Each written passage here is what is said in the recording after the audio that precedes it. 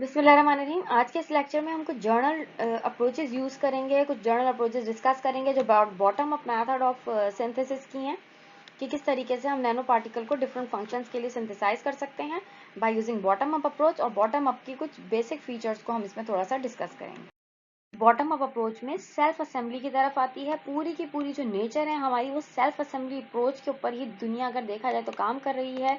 हमारे पास ये spontaneous organisation होती है मॉलिक्यूल्स की, जो कि अपने आप को स्टेबल स्ट्रक्चर्स की तरफ लेकर जा रही होती है, जो वेल डिफाइंड एग्रीगेट्स होते हैं नैनोमीटर लेंथ साइज के। ये मॉलिक्यूल्स जो है हम इसको ट्रांसपोर्ट कर सकते हैं सरफेस के ऊपर लिक्विड टू हम अपनी सेल्फ असेंबली मोनोलेयर सिस्टम्स को यूज करते हुए। ये सेल्फ असेंबली प्रोसेसेस होते हैं जो कि अपने आप को छोटे से बड़े साइज की तरफ ले जा रहे होते हैं।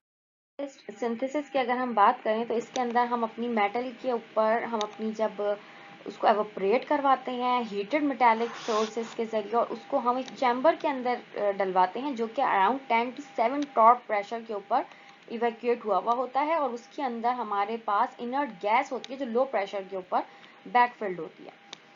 जो हमारे पास मेटल वेपर होता है वो हम उसको कूल करते हैं, फिर अपने इनर्ट गैसेस के जरिए उनके एटम्स को यूज करते हुए जिसको हम सुपर सैचुरेटेड करते हैं, और फिर हमारे पास उसको न्यूक्लिएट करवाते हैं होमोजीनियसली। और अपनी पार्टिकल साइज जो हमारा अराउंड 1 to 100 नैनोमीटर के दरमियान हम उसको ले रहे होते हैं, और इसको हम इनर्ट गैस प्रेशर्स को इस्तेमाल कर रहे होते हैं।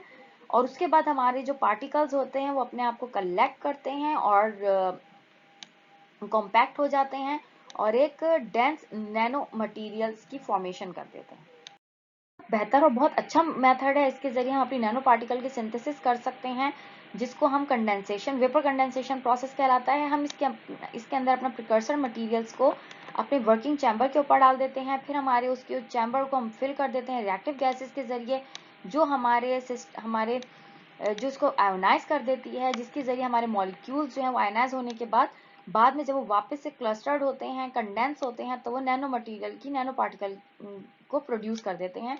तो इसमें हम पहले अपने मटेरियल को आयोनाइज करते हैं, फिर हम उन वेपर्स को वापस से कंडेंस करते हैं, तो ये वेपर कंडेंसेशन का प्रोसेस कहलाता है और जिसके जरिए हम अपनी डिजायर्ड नैनो पार्टिकल्स को अचीव कर सकते हैं।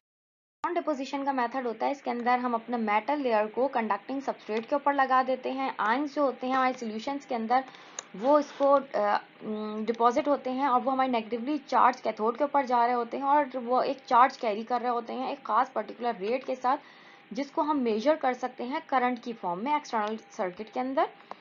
जो हमारे पास ये प्रोसेस होता है ये चीप होता है और ये हमारे पास फास्ट भी होता है और हमारे पास डिफरेंट शेप्स प्रोवाइड कर रहा होता है। जो हमारी लेयर थिकनेस होती है वो हमारे पास डिपेंड कर रही होती है कि हमारी करंट डेंसिटी क्या है, और फिर जो हमारे पास डिपॉजिट होता है हम उसको आराम से डिटैच कर सकते हैं। डिपेंड कर रहा होता है कि हमारा जो सबस्ट्रेट है कि हमने ऐसा चूज किया है जो सॉल्युबल है, तो फिर हम उसको आराम से उसको डिटैच भी कर सकते हैं।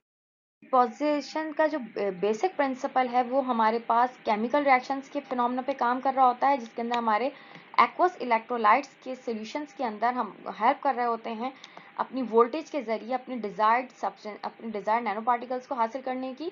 इस प्रोसेस को हम यूज करते हुए इलेक्ट्रिकल करंट के जरिए कोटिंग कर रहे होते हैं इलेक्ट्रिकल कंडक्टिंग ऑब्जेक्ट्स के ऊपर, जो हमारे पास relatively thin layer of metal provide कर रही होती है। ये मेथड जो होता है ये हमारे पास डिपोजिशन के जरिए नैनो स्ट्रक्चर्स की फॉर्मेशन मटेरियल्स को प्रोवाइड कर रहा होता है, जिसके अंदर हम मेटल ऑक्साइड्स और को हासिल कर सकते हैं।